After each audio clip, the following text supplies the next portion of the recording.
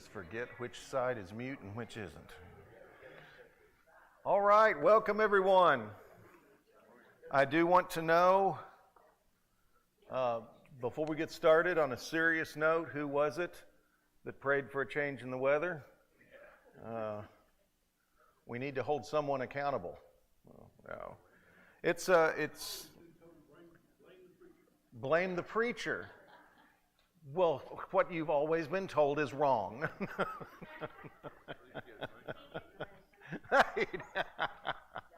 All right, I'm going to pass around the book of life, so make sure you sign in, use your real name, then you will get credit moving forward. Well, let's begin with prayer, and then we'll jump into what we're going to do this morning. Father God, as we meet on a chilly morning, we are reminded of how, in just a small way, of the reality that in large ways life can change very quickly. Help us to base our lives, found our lives on the reality that Jesus Christ is the same yesterday, today, and forever. And that the one thing we can always count on is His love for us, His joy in us, His desire for the best for us. Help us to be people who, as we say we want to do around here, be people who keep our eyes focused on Him, learn to be like Him, learn to share Him. This morning in class, help us to think through some things. Some of them very positive, some of them not so positive, but help us to think through what it means to be someone who tries to put you and your power on display, even in a broken world. Bless each of us that as we move through our lives, our words and our actions will make the world a better place. Will bring the world in some small but meaningful way closer to your ideal. It's through Jesus we pray. Amen. All right. Well, as you can see this morning, we're studying the Incredible Hulk. No, not really. But in an age of heroes, in an age of people who are supposed to be something more than merely human, wanted us to go back and look at some biblical heroes. And I guess in some ways putting heroes in quotation marks there, look at people who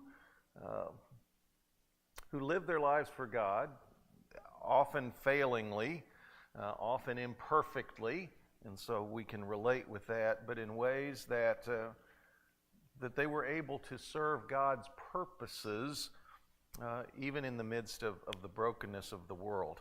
So we're going to look at another one of those potential godly heroes today. Actually going to look at a couple of people because their stories overlap and interrelate.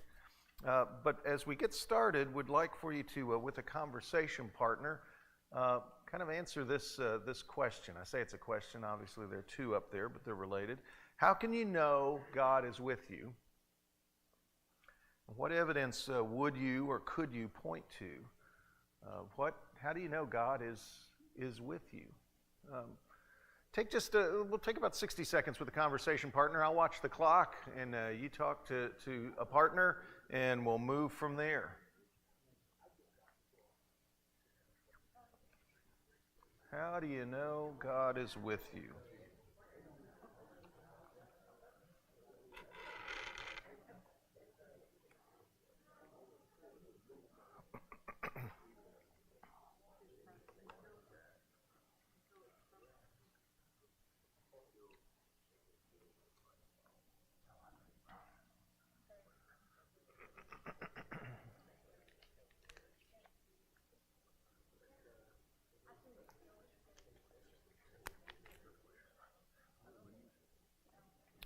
About 15 more seconds.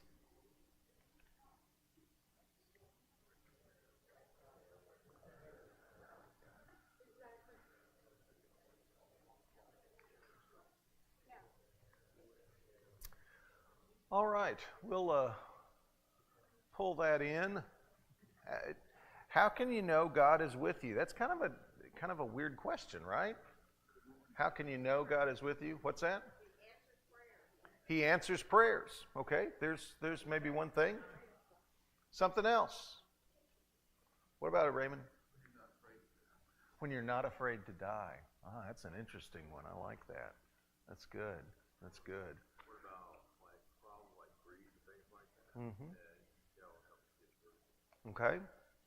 You know, we all at different times in our lives has something happened that you think, and I'm not talking about suicidal thoughts or anything, you know, pathology like that, but something happens and you think, I'm not going to make it through this.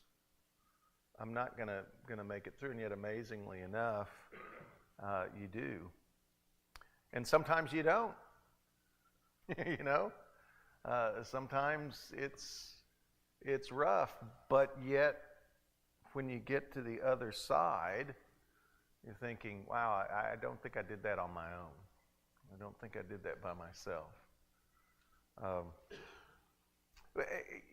Just wanted us to think about that notion of how do you know God is with you, and we'll circle back to that in just a moment. Obviously, just to make sure we're all on the same page, when we're talking about godly heroes, talking about people who help to put God and His power on display in the world, and trying to develop that idea in this class of that notion of a godly hero, someone who's makes a difference for God's purposes, from God's perspective, even when it may not always look that way.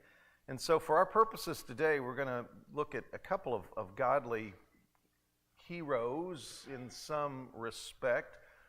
We're going to look at Joshua, and sort of tied in with that is the woman from Jericho, Rahab.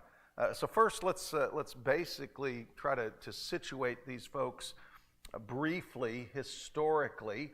The book of Joshua comes after, it's the sixth book in the way we line up the Hebrew Bible. Genesis, Exodus, Leviticus, Numbers, Deuteronomy, Joshua. So that kind of gives you some hint right there. Joshua comes along after the 40 years of wandering in the wilderness of the people of Israel after they have been freed from Egyptian slavery. Moses has died, and now it's time to enter the land. But to enter the land, it's not like they're entering into a place that has not been occupied. It is still occupied. It is occupied by people who, let's just say, don't want to leave their mailing address. And so this is why this period of time is called the conquest, because that is what goes on here. That gives you a little bit of kind of situating of these two characters. Let's go to Joshua. What comes to your mind when you think of Joshua? We'll start with him. What are some of the big stories? Okay, he's one of the two spies, one of the good spies, one of the spies that turns in this minority report. There's a spy sent from each of the tribes, so 12 spies sent into the land 4 decades ago, as we get to the book of Joshua. And 10 of them come back and say, man, it's everything we thought it would be. Beautiful land, wonderful, incredible, but we just don't have the strength to do it. And Joshua, and who is the other one? Caleb. Joshua and Caleb come back and say, well, it's not about us. If God wants to help, if Yahweh, the God that, I don't know what evidence we've had that He might be with us, the God that brought us out of Egyptian slavery, freed us from the most powerful empire of the era, if He's with us, I think we can handle this. But they are voted down, and their report ends up being, as I said, the minority report. So yeah, we've got that. What else do you remember about Joshua? What else do you associate him with? Yeah, Danny?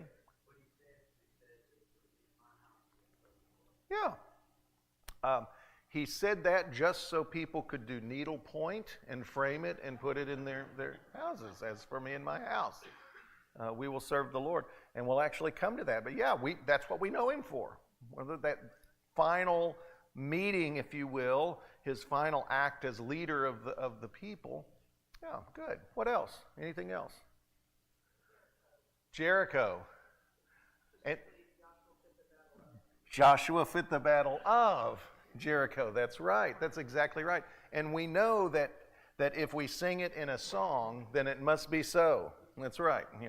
That's where we get most of our theology, by the way. But yeah, Joshua fit the battle of Jericho. We remember that. And the walls came a tumbling down. Yes, indeed. And we will refer to that story a little bit today. Anything else you remember about Joshua? Yeah, we don't remember a lot. I mean, we kind of remember the conquest in some generic, large terms, but it tends to be focused in our minds. And I think there's a reason for that. I think the book of Joshua does that, focuses on the conquest of Jericho in some ways. But that's kind of what we remember him for.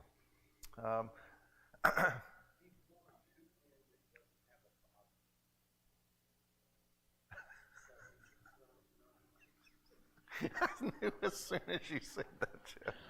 His father's name was Nun. It's not son of none. No. That's right. Oh boy, there's your Bible trivia for today. Joshua, son of Nun. That's he was the first clone. No, that was not. His father's name. I love it. I knew where you were going. Now, our focus will be on that initial part, at least, at the beginning of class here, on the conquest of the land. And just want to, for 5 or 10 minutes, just talk about the reality that this is sort of an ethically difficult text, isn't it? Because the land is already occupied, right? So what are you going to have to do? Conquer it. People are going to die or be displaced or whatever. And that's part of it. And in our modern sensibilities, people tend to look on that as, look on it very negatively. We wouldn't want that to happen to us, right? Put yourself in the position of one of the Canaanite people. And you've got folks coming in and they say, our God has told us we get your land. And I would say, I didn't get that memo from your God. And in fact, I want to stay where I am. I think we can understand that. One of the things that gets pointed out a lot is that in the conquest, in the pushing of the Canaanite peoples out of the way, that there was genocide. We could spend the next umpteen weeks talking about all of that, but let me give a very short answer to a long question. The question of why the text on an initial reading appears to say that God initiated, God authorized his people to go out and indiscriminately kill folks. Which, by the way, because I want to make sure from a position of followers of Christ, we recognize, how do you read that through the lens of Christ? I mean, that's exactly what Jesus did, right? Not a Pharisee left unincinerated in first century Palestine. No, that's not how Jesus approached things. So part of what's going on is, part of the reality is hidden in plain sight. And again, I want to give this about 5 minutes, and it probably deserves five weeks. Sure. As they spent their 40 years, every time they came upon a city, the city was given an opportunity to welcome them, 2 million people, welcome them or be destroyed. And those that welcomed them, they lived peacefully together for some time, and then those that didn't, they destroyed. I don't remember that going on so much in the wilderness. There are a couple of times when they are attacked by someone, But the wilderness wandering, they literally were wandering around. They were not on a conquest at that point. Yeah. That they did come to places. Oh yeah. They had to. And you have some instances of that, but focusing on the conquest of the land and the ethical issues that a lot of people bring up today, one of the things that hides in plain sight, and I'm going to throw some texts out, and you're welcome to think through them with me. But one of the things that happens in the lead up to the conquest is that at the beginning of the time that the people are saying, yes, we want to be your people, one of the first things God tells them in Exodus 23, so going all the way back, just 3 chapters after the 10 Commandments, God giving this information to Moses to pass on to the people. If you go to Exodus 23, verses 29 through 30, God says, I'm going to send you to this land. It's already occupied. You got the Hivites, the Canaanites, the Hittites, et cetera, et cetera, et cetera. Verse 29 and 30 of Exodus 23, I will not drive them out from before you in 1 year, lest the land become desolate and the wild animals multiply against you. Little by little I will drive them out from before you until you have increased and possessed the land.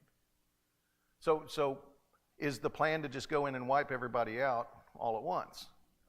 That was not what God was saying was the original plan. And by the way, that gets echoed in Deuteronomy. Okay, Genesis, Exodus. Exodus is where here's what it takes to be my people. Here's the plan. Plan gets off in Numbers, where you got the spies. You got Leviticus, kind of talking about some of the legal matters. You got Deuteronomy, where Moses is, as we talked about in the week we talked about Moses. Moses is reiterating the law for the people when they're trying, right before they go into the land. And one of the things that he says in those speeches, if you look over in Deuteronomy 7,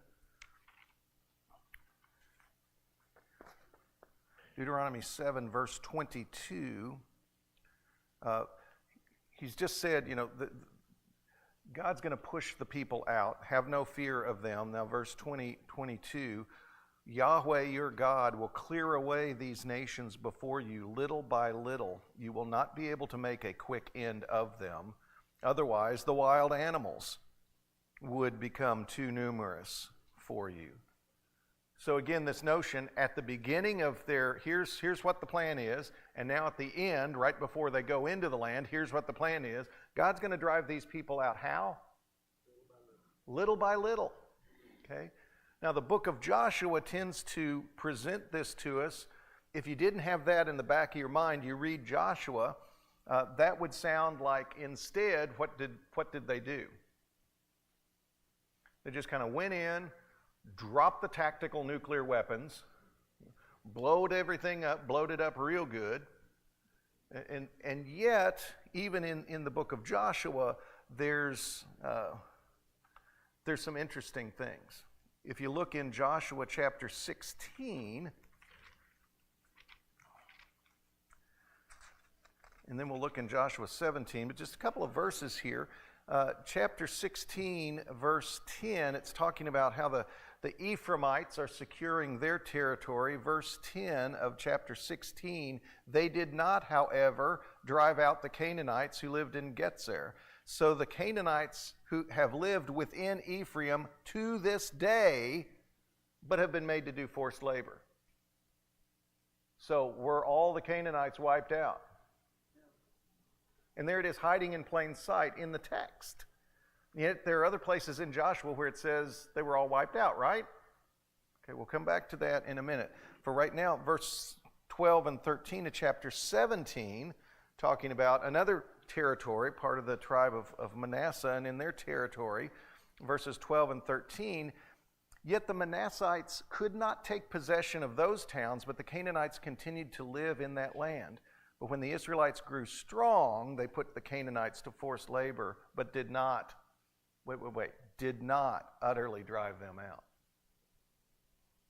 So again, hiding in plain sight, not everyone was put to the sword. You say, wait,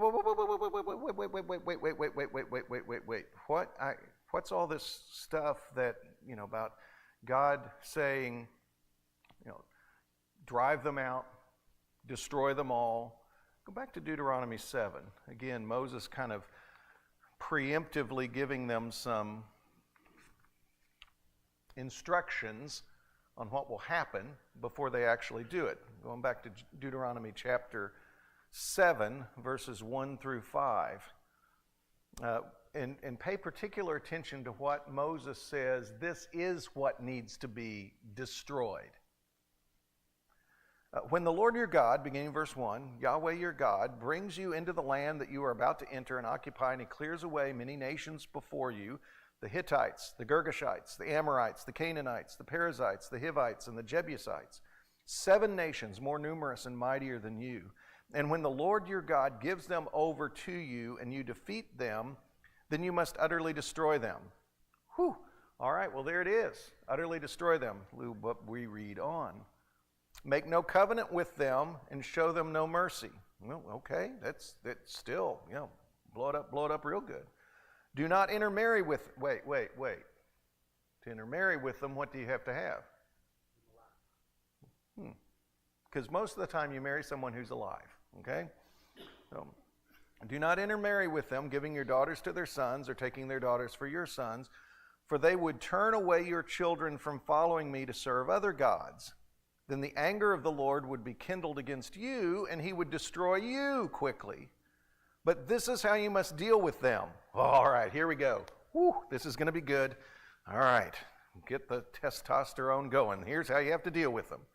Break down their altars, smash their pillars, cut down their sacred poles, and burn their idols with fire. What got destroyed? Yeah. Yeah. Where they, we get our strength from our faith, and people of other faiths do too. So take away, for our purposes, when you occupy this land, again, perhaps for some there's an ethical issue here, but saying, take away their means of worship. Do not allow them to continue to worship the way that they have. And that is what needs to be destroyed. Now, you say, but wait, what about all this stuff that says? What about that language? Even there in Deuteronomy, and we see it again in Joshua. What about that, you must utterly destroy them? We hear that with 21st century ears. We hear that with post-Enlightenment ears.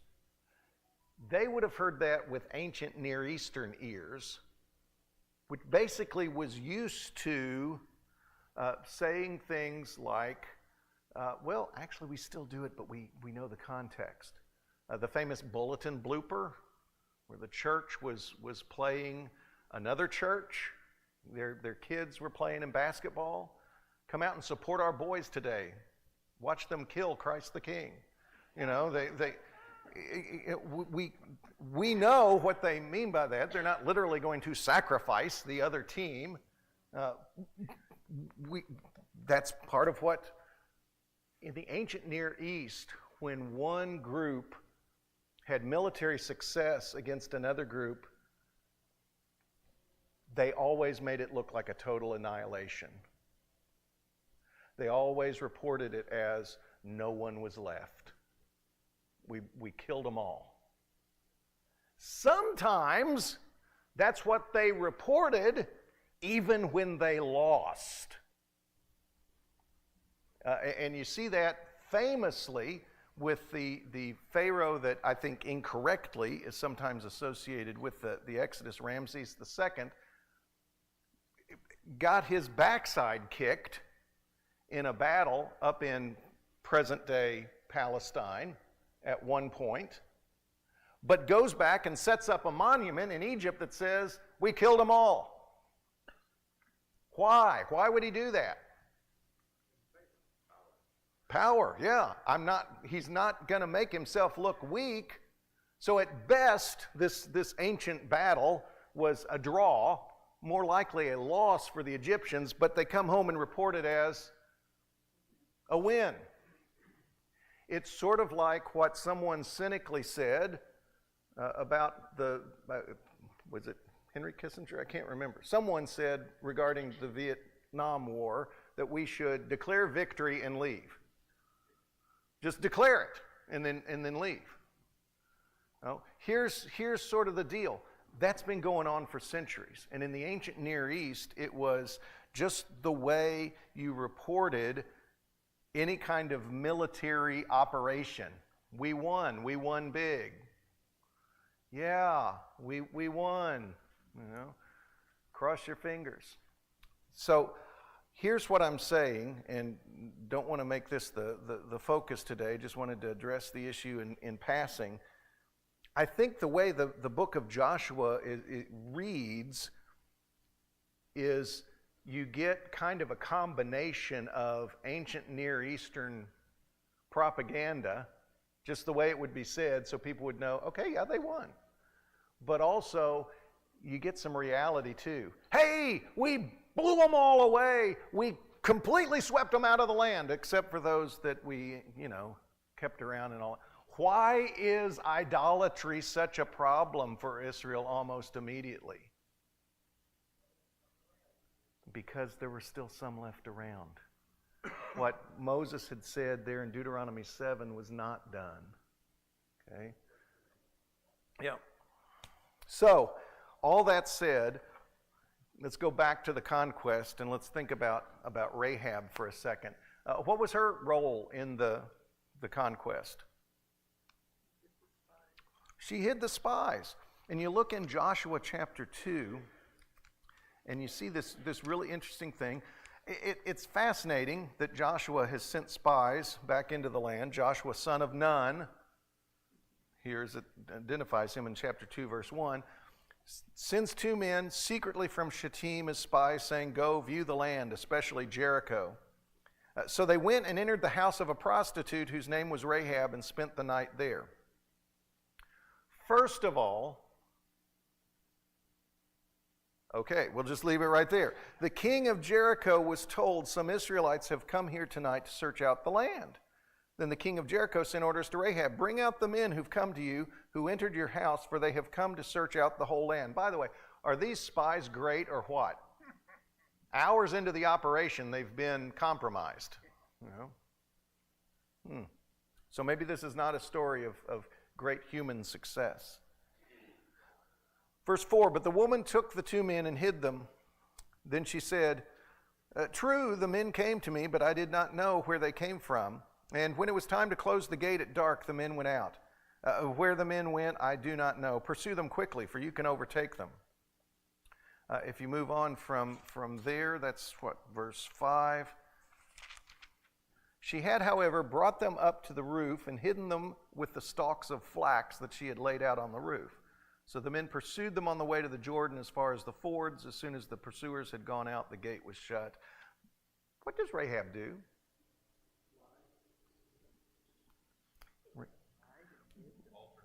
An alternate version of the truth, yes. She does not lie. She merely presents an alternative set of facts,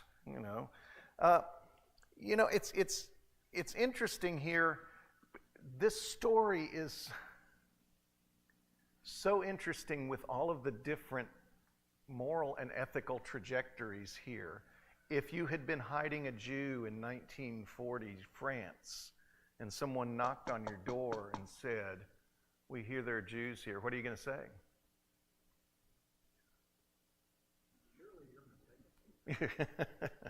"No, please come in and It's one of those interesting ethical dilemmas. I mean, she puts herself at great risk for these guys by hiding them, by lying about it. I mean, you can go in all kinds of directions here. All she asks in return, 12 through 14 here, "Since I've dealt kindly with you, swear to me by Yahweh, by your God, by the Lord, that you in turn will deal kindly with my family. Give me a sign of good faith that you will spare my father and mother, my brothers and sisters, and all who belong to them, and deliver our lives from death." The men said to her, "Our life for yours." Well, yeah, because it literally was there earlier. "If you do not tell this business of ours, then we will deal kindly and faithfully with you when the Lord gives us the land." She ends up being on the right side of history, and there is follow-through. If you go through to chapter 6, follow-through by the Israelites, verses 22 through 25, when Jericho is conquered. "But to the two men who had spied out the land, Joshua said, 'Go into the prostitute's house, bring the woman out of it, and all who belong to her, as you swore to her.' So the young men who had been spies went in and brought Rahab out, along with her father, her mother, her brothers, and all who belonged to her. They brought all her kindred out and set them outside the camp of Israel. They burned down the city and everything in it. Only the silver and gold and the vessels of bronze and iron they put in the treasury of the house of the Lord. But Rahab the prostitute with her family and all who belonged to her, Joshua spared. Her family has lived in Israel ever since. For she hid the messengers whom Joshua sent to spy out Jericho." It'd really be interesting to know the rest of the story, wouldn't it? You know, what happened with Rahab and, you know, how her life went. Well, funny you should ask. We do know a bit of it. If you look forward to Matthew chapter 1. An account of the genealogy of Jesus, the Messiah, the son of David, the son of Abraham. Abraham was the father of Isaac, and Isaac the father of Jacob, and Jacob the father of Judah and his brothers, and Judah the father of Perez and Zerah by Tamar. Ooh, there's an interesting story. And Perez the father of Hezron, and Hezron the father of Aram, and Aram the father of Amminadab, and Amminadab the father of Nachshon, and Nachshon the father of Salmon, and Salmon the father of Boaz by Rahab. Now, what other Rahabs do we know?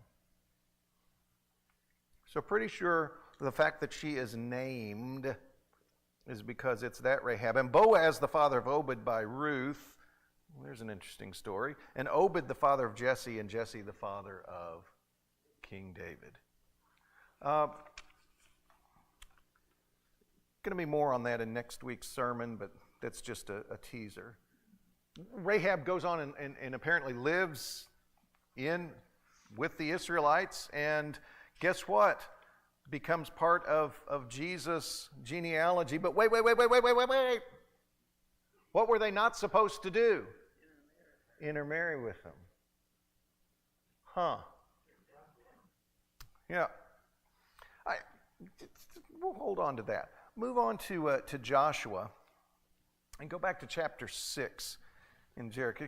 Let's reverse the flow of the story. Rahab has been spared. Rahab, the Canaanite, just even forget the fact at this point, what's her profession?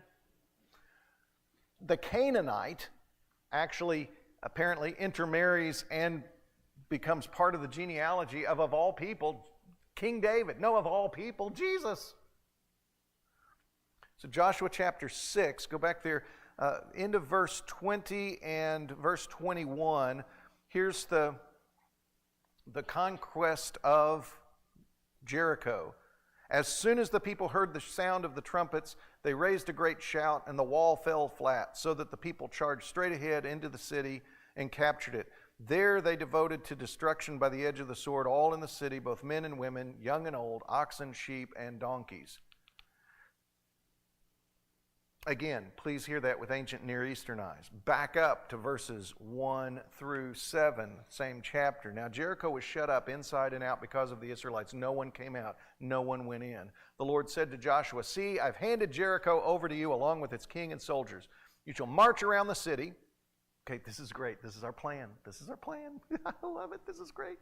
"You shall march around the city, all the warriors circling the city once. Thus you shall do for 6 days.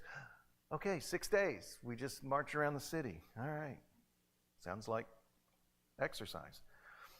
"You shall do for 6 days with 7 priests bearing 7 trumpets of ram's horns before the ark. On the 7th day," here we go. "On the 7th day you shall march around the city 7 times, the priests blowing the trumpets. When they make a long blast with the ram's horn, as soon as you hear the sound of the trumpet, then all the people shall shout with a great shout, and the wall of the city will fall down flat, and all the people shall charge straight ahead. So Joshua son of Nun summoned the priests and said to them, take up the ark of the covenant and have 7 priests carry 7 trumpets of ram's horns in front of the ark of the Lord. To the people he said, go forward and march around the city, have the armed men pass on before the ark of the Lord. Whoa, wait. What are the armed men doing? Marching around. Okay? Does that sound like much of a battle plan? Maybe we should back all the way up to Joshua chapter 1. And if you look at verses 1 and 2, you just have a little bit of background here. After the death of Moses, the servant of the Lord spoke to Joshua son of Nun, Moses' assistant, saying, my servant Moses is dead. Now proceed to cross the Jordan, you and all the people, into the land that I am giving to them, to the Israelites. Who's going to conquer the land? Go down to verses 5 through 9. No one shall be able to stand against you all the days of your life. As I was with Moses, so I will be with you. I will not fail you or forsake you. You know, we talked earlier about how can you know God is with you? What he says, I'm going to be with you. What's his evidence?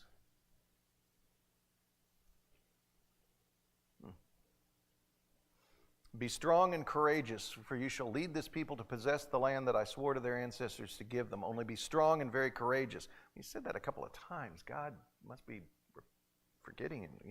No, he's repeating it for emphasis. Be strong and very courageous, being careful to act in accordance with all the law that my servant Moses commanded you. Do not turn from it to the right hand or to the left, so that you may be successful wherever you go. This book of the law shall not depart out of your mouth. You shall meditate on it day and night, so that you may be careful to act in accordance with all that is written in it. For then you shall make your way prosperous, and then you shall be successful. I hereby command you, be strong and courageous. Do not be frightened or dismayed, for the Lord your God is with you wherever you go. Don't you think it would have made more sense for him to say, all right, Joshua, let me give you a great battle plan. But no, he says, remember all that stuff about how to live life that I told Moses about? Here's what you need to do, Joshua. Keep doing that. And by extension, maybe that's what the people are supposed to be doing. Moving forward, I know we're jumping around because, I just wanted you to turn pages today or have to scroll a lot. Go back to Joshua 5. Pick up verse 13. So, Chapter 6 is where they conquer the land. Chapter 5 is right before this. You think you'd be getting a little nervous before you have this moment, okay? Once when Joshua, this is verse 13 of chapter 5. I guess I should, there we go, chapter 5. Once when Joshua was by Jericho, he looked up and saw a man standing before him with a drawn sword in his hand. What are you thinking? Someone is coming out to get me. Guy's got a drawn sword. Joshua went to him and said to him, are you one of us or one of our adversaries? He replied, neither, but as commander of the army of Yahweh, the army of the Lord, I have now come. And Joshua fell on his face to the earth and worshipped and said, what do you command your servant, my Lord? Yes, we're going to get a battle plan here. This is the commander of God's army. The commander of the army of the Lord said to Joshua, remove the sandals from your feet, for the place where you stand is holy.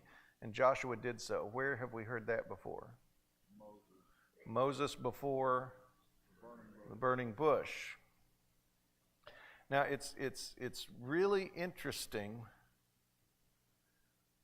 that the plan that we next get,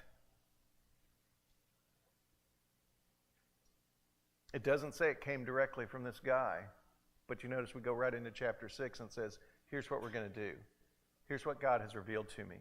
We're going to march around the city and we're going to do some blowing of ram's horns and shouting. Now, what's interesting is this strange, enigmatic story, this guy who identifies himself as commander of the army of Yahweh, it's interesting, what's Joshua's question in verse 13? Are you one of us or one of our adversaries? Are you for us or against us?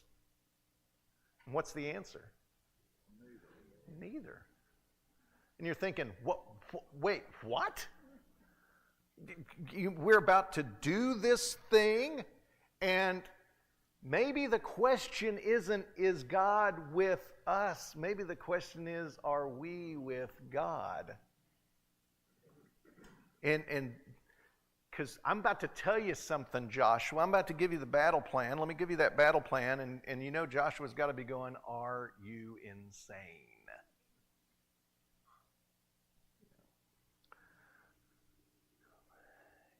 Again, is what he's told much of a battle plan? I mean, why on earth would he want to follow that? But think about this. What will doing it this way, what will that prove? God did it. Exactly right. Exactly right, David. God did it. This wasn't because you all had such a great battle plan. This wasn't because you all were such great warriors. This wasn't because you all had... This wasn't because you'd scoped everything out. You know, the spies figured out where the weak points were and all like that. Thank you, Rahab, for putting us up. No. Whose victory is it in the end? Now, return to our definition of godly hero, that a godly hero is someone who puts God and his ways on display in this world. What is Joshua being asked to do? Let God do this. Let this be done in a way that it's not about Israel being so swift, but it's about God being God. Now, I wonder if Joshua learned some lessons to pass on through all of this. Without going through the rest of the book, we'll skip ahead to the end and go to Joshua chapter 23, where Joshua, as has already been pointed out, one of the things he's remembered for, exhorting the people as he's about to pass from the scene, certainly to pass out of leadership. In fact, verse 2 of chapter 23 says, Joshua summoned all Israel, their elders and heads, their judges and officers. Now, what does that suggest? They've had a chance to get some infrastructure in place. Okay? He said to them, I am now old and well advanced in years, and you have seen all that the Lord your God has done to all these nations for your sake, for it is the Lord your God who has fought for you. He is summarizing everything that has happened to the people at this point, and he summarizes it. You see what's happened, and what you have seen is that it is the Lord your God who has fought for you. And then verses 6 through 8. Therefore be very steadfast to observe and do all that is written in the book of the law of Moses, turning aside from it neither to the right nor to the left. Where have we seen that before? That's exactly what God told Joshua in chapter 1. Here's how you lead. Here's how you are who the people need to be. You stay connected to me. You continue to be someone who's doing, you know, we get so caught up in did you offer the sacrifice in the right way? No. Are you staying connected to me? And so that you may not be mixed with these nations left here among you. Wait, what? These nations left here among you? What does that tell you? They're still there. There's still some of them there. Okay? Or make mention of the names of their gods, or swear by them, or serve them, or bow yourselves down to them, but hold fast to the Lord your God, as you have done to this day. As you have done to this day. But why is Joshua having this come to Jesus meeting with these folks? As you have done to this day, what's the implied but? after that. Apparently, serving other gods was still a live option for these folks.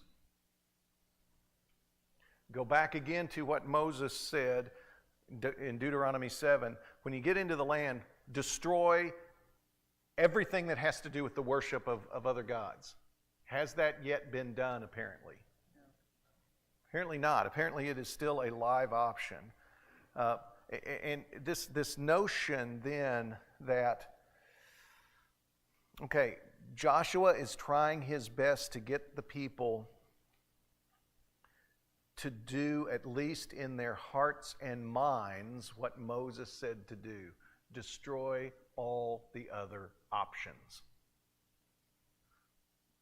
Look at verse 20, or chapter 24, verses 14 and 15, which is the famous part of this, the remembered part of this. Now therefore revere the Lord and serve him in sincerity and all faithfulness. Put away the gods that your ancestors served beyond the river and in Egypt, and serve the Lord. Beyond the river being going all the way back to Abraham. Serving other gods was always another option, was always an option. But make the choice to serve Yahweh only. Serve him in sincerity and in faithfulness. Be true to him. Now, if you are unwilling to serve Yahweh, choose this day whom you will serve, whether the gods of your ancestors served in the region beyond the river, or the gods of the Amorites in whose land you're living. You got options. Exercise them. If you're not going to serve Yahweh, fine, make another choice. But as for me and my household, we will serve Yahweh. We will serve the God of Israel. Obviously, powerful moment, right? After that, you have these verses. Then the people answered, "Far be it from us that we should forsake the Lord to serve other gods." Always be concerned when someone says, "Far be it from me." You know. Far be it from us that we should forsake the Lord to serve other gods. For it's the Lord our God who brought us and our ancestors up from the land of Egypt, out of the house of slavery, and who did those great signs in our sight. He protected us along the way that we went, and among all the peoples through whom we passed. And the Lord drove out before us all the peoples, the Amorites who lived in the land. Therefore we will also serve the Lord, for he is our God. All right, great. They've agreed. They've said, yes, we're going to do this, which sort they said that at Mount Sinai too. But we're going to do this. We're going to serve God. We're going to serve God only. Verse 19. Tell you what, Joshua failed his Dale Carnegie course. But Joshua said to the people, "You cannot serve the Lord, for he is a holy God. He is a jealous God. He will not forgive your transgressions or your sins. If you forsake the Lord and serve foreign gods, then he will turn and do you harm and consume you after having done you good." And then the people said to Joshua, "No, we will serve the Lord." Then Joshua said to the people, "You are witnesses against yourselves that you have chosen the Lord to serve him." And they said, "We are witnesses." He said, "Then put away." This is where he quits preaching and starts meddling. "Then put away the foreign gods that are among you." What does that suggest? Yeah. Oh, it's just a souvenir from the Battle of Jericho. Just, you know. "And incline your hearts to the Lord, the God of Israel." The people said to Joshua, "The Lord our God we will serve, and him we will obey." This is effectively a covenant renewal ceremony. Interesting that as Joshua knows he's about to pass from life, he makes the people renew the covenant. And he asks them to take some concrete steps, which are get rid of the other options. Oh yeah, no, we're completely devoted to God. No. Well, okay, show it. Isn't that interesting that he has to say that? So the people make this choice, and I guess, we could kind of easily say at this point. That's part of, how is Joshua a godly hero by our definition? Is he standing up for God? Is he keeping the focus on God? Absolutely. I don't know, anything else you would say about what makes him a godly hero, someone who makes God and his ways known in a broken world? The blot on the record, though, you have to see the blot on the record if you flip over to Judges, which is the next book, covers the next period historically. And if you look in Judges chapter 2, you see something that really is in some ways very disturbing, because you would like to think, wouldn't you, that godly heroes leave lasting legacies. Now, in terms of their relationship, their own personal relationship with God, do they leave a lasting legacy? Oh yeah, absolutely. But look at Judges chapter 2 and beginning verse 6. I think I have do I have that up there? Yeah. When Joshua dismissed the people, the Israelites all went to their own inheritances to take possession of the land. Oh, wait. I thought they'd already taken possession of the land. Well, it's an ongoing process. The people served the Lord all the days of Joshua and all the days of the elders who outlived Joshua, who had seen all the great work that the Lord had done for Israel. Joshua, son of Nun, the servant of the Lord, died at the age of 110 years. So they buried him within the bounds of his inheritance in Timnath-Heres, in the hill country of Ephraim, north of Mount Gaash. Moreover, that whole generation was gathered to their ancestors, and another generation grew up after them who did not know the Lord or the work that he had done for Israel. Those are very sad verses. Those are extremely sad verses, and I wonder, as we think about it, what's your takeaway from all that? Joshua clearly, I think, is someone that we could rightly label a godly hero. He was someone who helped put God and his power on display in his life, and yet, how long did that last? One generation. That's sad. Reminds me of the words talking about when Pharaoh passed away and a generation came up in Egypt that did not know Joseph. Yeah. So what happens? Yeah.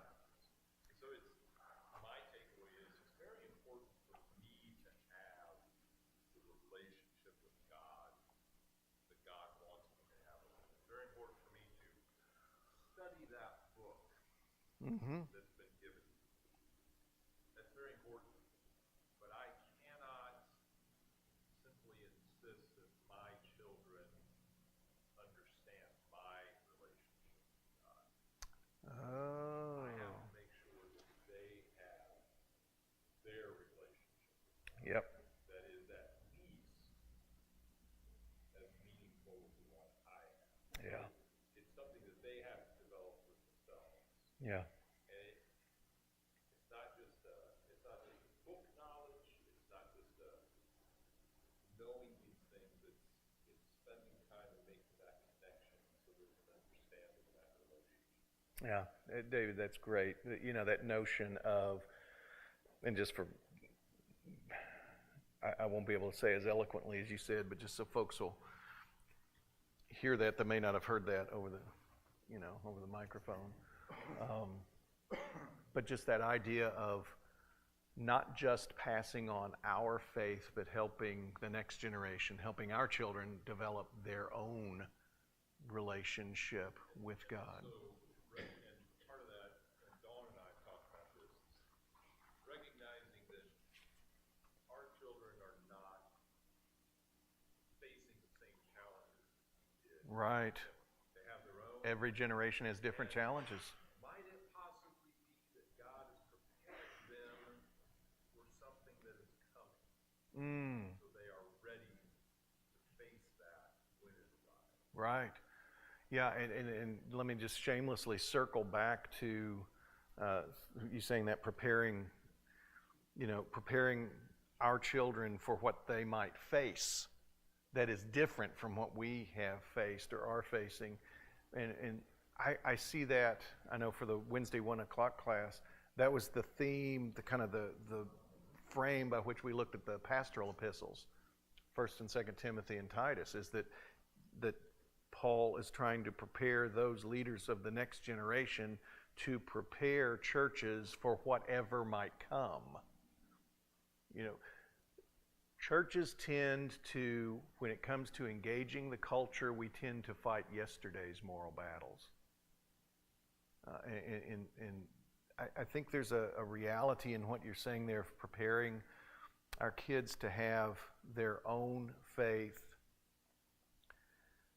I do not want, obviously think very strongly about that. I think all of us parents do. I feel like I have failed if my kids just believe exactly the same things I do. My kids need to stand on my shoulders so that they can look farther down the road of faith and living and trusting God than I've been able to do. And that's I think part of what happens, and I went in terms of the texts we looked at today, I think you see Joshua trying his dead level best. I think you see him trying his dead level best to say, you got to make your own choice. And that's all we can do is our dead level best. But at some point, what does that next generation have to do? They've got to make their own choice. And we can try to help them with that, but they are going to, they already live in a different world than we do. So to expect them to do things and see things exactly as we do is unfair for both generations, if that makes sense. And so I think there's this reality. The thing that stands out to me about Joshua, and you think, wait, didn't we talk about Rahab earlier? Hang on. The thing we talked about with Joshua is you see him trying his dead level best to set the next generation up for success spiritually. It doesn't work out. But wait! Who is the great grandmother of Jesus? Of all people, Rahab. So that somehow, even if the whole generation doesn't get it, some people apparently are still being used by God, are still being open to being used by God, despite what's going on around them. So, again, going back to our definition of godly hero, this isn't about us coming out looking good. It's about putting God and His power on display. God's power may be at work even if it appears that our best efforts have not succeeded. But maybe they did in ways we don't know. Because here is someone who was not an Israelite who now becomes part of Israel's story. All right, I know that saw some hands, and I'm sorry, just wanted to shamefully ignore you. But second bell rang, so we'll pull it over for right now. You've kept you over, so you've only got 14 minutes to get to the auditorium now. So, all right, thanks, guys.